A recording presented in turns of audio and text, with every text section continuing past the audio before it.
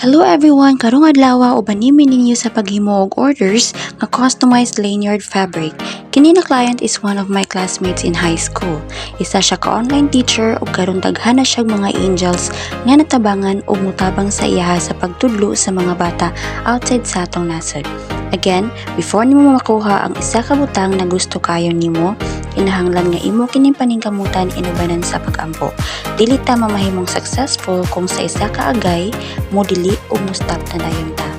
Sa una sa high school, I remember maski unsa pa na kalayo ang eskwelahan sa among balay, ulan o init, mga naay baon o wala, back and forth kada adlaw gyud ko mosulod sa klase. Malipay na lang min sa ako mga kauban kung naay magpahits, like muhulong sa unahan tapos magdinaganay kay maglumbanay og sakay.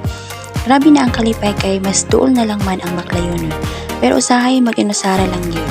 Ini kapunta kadlawon pa lang magmatanakay para makaluto og sayo para makabaklay na og sugod.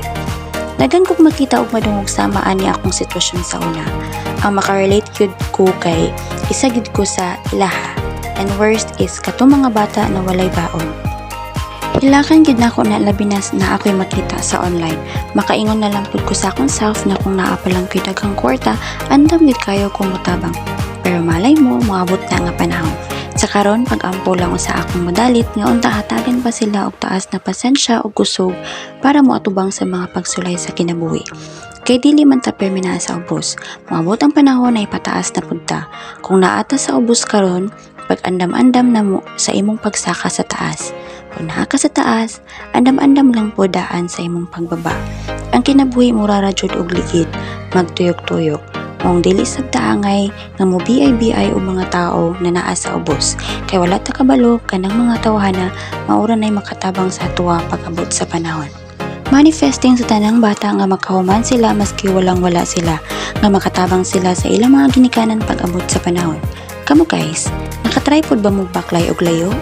Sa mga teachers nga despite sa mga batikos na ilang natubang karong mga panahon, salute kayo ko sa inyo ha. Sila akong masulti.